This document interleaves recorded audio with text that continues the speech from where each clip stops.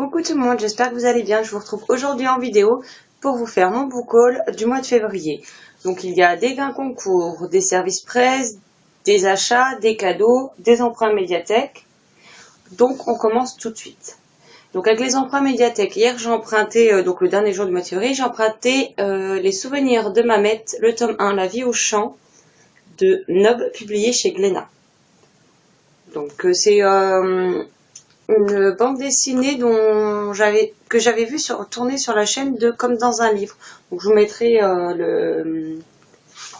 sa chaîne en barre d'infos, même si à l'heure actuelle elle n'est plus très active.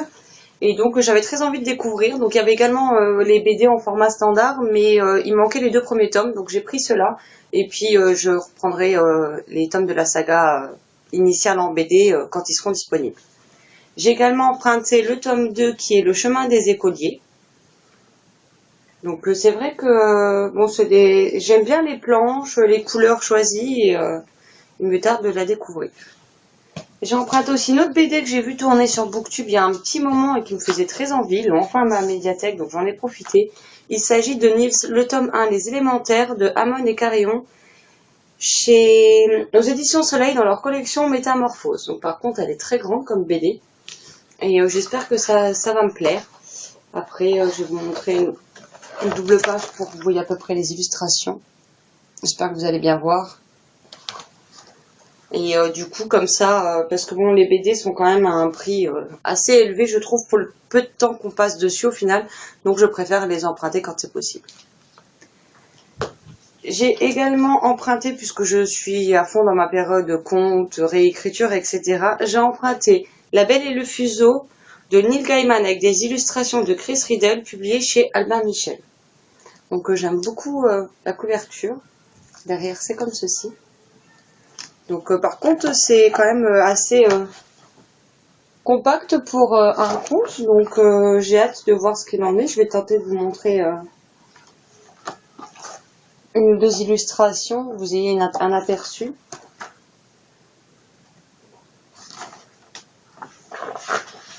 Il y a aussi des pages comme ça avec le texte où vous avez une bordure avec une illustration de chaque côté. Donc aussi me tarde de le découvrir. Ah non, excusez-moi.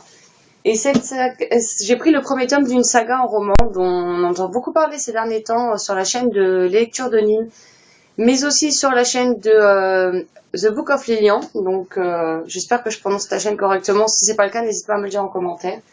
Et donc il s'agit de Autre Monde de Maxime Chatham avec le premier noble, L'Alliance des Trois, publié chez Albin Michel. Donc voilà. Par contre, je trouve quand même que pour cette édition, ils se foutent un peu de la gueule du monde parce que le tome coûte 20,30 € et voilà comment c'est écrit et espacé à l'intérieur, quoi. Tout ça pour faire un max de pages. Il y a des pages, il n'y a que ça. Donc je trouve que c'est un peu abusé, qu'ils auraient pu peut-être réduire la mise en page, réduire les marges et proposer des livres à un prix moins élevé.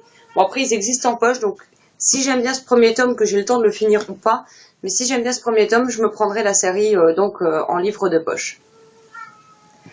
Ensuite, on va passer à mes gains concours. Donc tout d'abord, je vous mets la petite image ici. J'ai remporté les originales, le tome 2 de Charlène Gros-Piron, republié aux éditions Anyway, qui avant été publié chez Valentina. Donc j'avais déjà gagné le tome 1 sur le blog de Lire une Passion, donc de Justine. Et donc là, j'ai gagné le tome 2 sur le blog de Elodie. Donc avec Julia et Hello, mais le blog s'appelle Elodie. J'ai également remporté aux éditions Flammarion Jeunesse Duchesse Rebelle, La Trépine cousine du roi, de Anne-Marie Desplat, ou Desplat-Duc, je sais pas comment ça se prononce. Donc avec une couverture toute girly. Donc c'est vrai que ça m'intriguait un peu, c'est pas trop le style de livre que je lis, mais je me suis dit pourquoi pas, et je suis très contente de l'avoir gagné.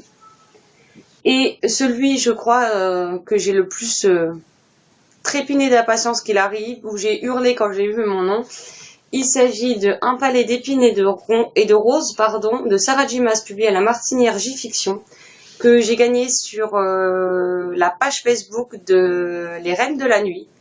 Donc je les remercie infiniment pour ce livre qui me faisait très envie, mais avec ce qui s'est passé pour l'autre saga de l'auteur, donc Eliana, dont on n'aura jamais la suite en France, C'est vrai que j'hésitais un peu à l'acheter en fait, de peur de pas avoir la suite. Mais vu qu'il s'agit apparemment d'une réécriture de La Belle et la Bête et que je suis absolument fan, ben j'ai très hâte de me plonger dedans. Il est arrivé tout à l'heure, mais vu que je l'ai gagné en février, je l'ai incorporé du coup dans ce book haul. Ensuite, on va passer au service presse. Donc, j'en ai tout d'abord eu un en numérique que je vous glisse là, qui est Sex Shop Wonderland, publié chez Nas Éditions. Donc, c'est le tome 1 et c'est une BD. Donc, il me tarde de la découvrir. Et j'ai reçu également 2 SP papier, par contre, qui sont déjà lus et chroniqués sur le blog. Donc, il s'agit, de Rachel et Rosa, d'Ismaël Saïdi aux éditions Jourdan. Donc, un très court roman dont ma chronique est déjà disponible sur le blog et que j'ai beaucoup aimé. Et le second de ma chronique est disponible depuis aujourd'hui puisqu'il sort aujourd'hui. Il s'agit de Flora Banks d'Emily Barr, publié chez Casterman. Donc il y a normalement un bandeau ici, mais vu que je n'aime pas ça, je l'ai enlevé directement. Et j'ai passé un excellent moment avec ce livre. Pour moi, c'est un ovni en littérature jeunesse et je ne peux que vous conseiller de le lire. Vous le verrez d'ailleurs dans mon prochain point lecture. Ensuite, on va passer au cadeau ce mois-ci. Donc j'ai eu Dites-au que je suis chez moi de Carole Rivka Brunt aux éditions 10-18. Donc c'est un livre que j'avais vu tourner sur la chaîne de Cindy Van Wilder, celle qui nous en avait parlé, qui m'a fait découvrir ce livre. Puis Steph de Piketty Booking l'a lu et a beaucoup aimé, donc il me tarde de me plonger dedans également. J'ai également eu Ugly Love de Colleen Hoover aux éditions Pocket. Donc j'ai lu récemment Never Never. J'ai encore Indécent, Hopeless, Maybe Someday, donc Ugly Love à lire, que j'espère pouvoir lire cette année. Et le dernier cadeau, il s'agit de Celle dont j'ai toujours rêvé, de Meredith Russo, publié chez PKJ. Encore une fois que j'ai vu sur la chaîne de Cindy Van Wilder, et qu'on a vu récemment dans un point lecture de chez Steph, de chez Piketty Booking. De toute façon, je vous mettrai tous les liens des chaînes en barre d'infos. Et il me tarde de le découvrir aussi. Non, c'est à peu près comme ça pour tous les livres, d'ailleurs j'ai hâte de les découvrir tous. Ensuite, nous avons, et en plus j'ai pris le mauvais livre, ça commence bien. Attendez, je me lève pour récupérer.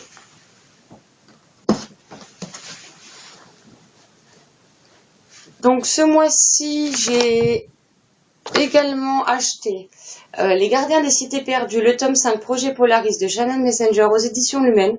Donc c'est quand même une sacrée bricasse de presque 700 pages. Donc c'est vrai que c'est une des rares sagas où je continue à acheter les tomes alors que j'ai toujours pas lu le premier.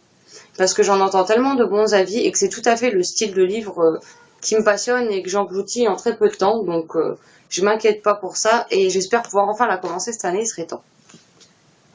J'ai également acheté le premier tome de The Curse de Marie Rutkowski aux éditions Lumen, donc avec la magnifique couverture. Donc il sera lu au mois de mars également. Du coup, il y a certains livres que vous avez déjà vus puisqu'ils sont dans ma pile à lire de mars et que je l'ai publié avant le book haul, mais c'est pas grave. J'ai également acheté en occasion le Winderkind et la pièce d'argent d'Andrea GL, publié chez Bayard. Alors il s'agit d'un tome 1 malgré qu'il n'y ait rien d'indiqué sur le livre en lui-même, c'est écrit juste dans les remerciements en fait. Et il faudra que je regarde si la suite est parue parce que sinon c'est pour avoir jamais la suite, ça risque de pas me plaire. J'ai également acheté Les Étoiles de Noces Aide, Origine, deuxième partie de Sophie Jomain, publiée chez J'ai lu. Donc j'ai enfin les 5 tomes, pareil, mais encore une saga qui serait peut-être temps que je commence à lire.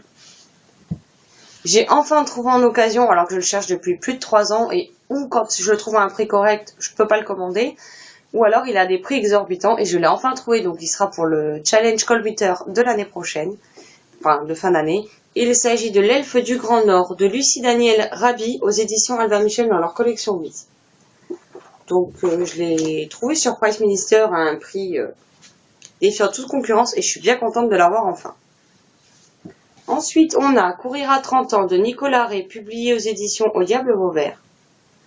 Donc là, c'est pareil, dans les coups de gueule pour la maison d'édition, je veux dire, ce petit livre qui fait exactement 162 pages, coûte 17 €.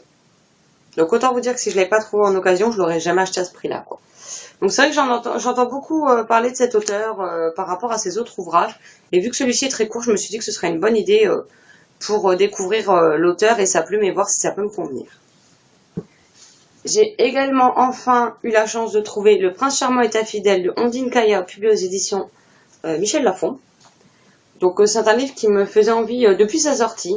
Après, j'ai vu de très bons avis, des avis mitigés, des avis pas bons du tout. Mais j'avais envie de me faire ma propre idée, vu que je te ferai d'occasion et qu'il est comme neuf, à croire qu'il n'a jamais été lu. Je me dis que, à ce prix-là, je prends pas beaucoup de risques, pardon. Un autre livre qui me tente aussi depuis un moment, il s'agit des Mensonges ne meurent jamais de Séverine Delacroix aux éditions Michel Lafon. Donc le résumé, il y a 4 phrases. Une femme qui disparaît, un couple en danger, les terribles secrets d'une famille, un compte à rebours implacable. Donc c'est le genre d'histoire que je ne lis pas beaucoup, mais que de temps en temps, je trouve que ça fait du bien de sortir de sa zone de confort. Rassurez-vous, il ne reste plus que 3 livres, après ce sera terminé. Donc j'ai également trouvé Les Cordes de Cristal, épisodes 1 et 2 d'Anne Robillard, publiés chez Michel Lafon.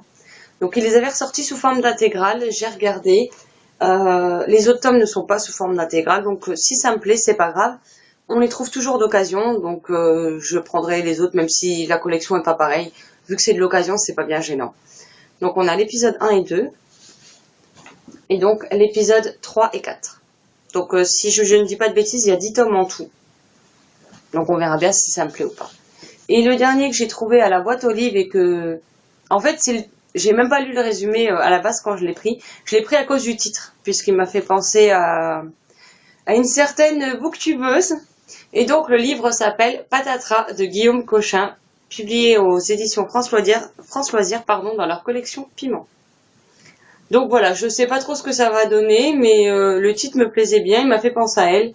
Donc j'ai décidé de le prendre et puis on verra bien. De toute façon, c'est un livre, il fait quoi? Même pas 200 pages et puis voilà la police d'écriture. Et je trouve que pour un poche, c'est quand même écrit super gros. Il y a plein de pages où il n'y a pas grand chose à lire, donc ça devrait se lire très très vite. Donc voilà, ça en est tout pour mes très nombreuses acquisitions du mois de février. Normalement, au mois de mars, ça devrait être plutôt calme. Avril, je sais pas, mais je doute parce que si tout va bien, je vais aux Imaginales, donc à mon avis, en mai, il y en aura encore un bon paquet. N'hésitez pas à me dire si vous connaissez certains de ces livres, si vous les avez lus, ce que vous en avez pensé, ou si certains tout simplement vous font envie. Je vous souhaite à tous un excellent dimanche, de très belles lectures, et je vous dis à bientôt dans une prochaine vidéo. Ciao, ciao!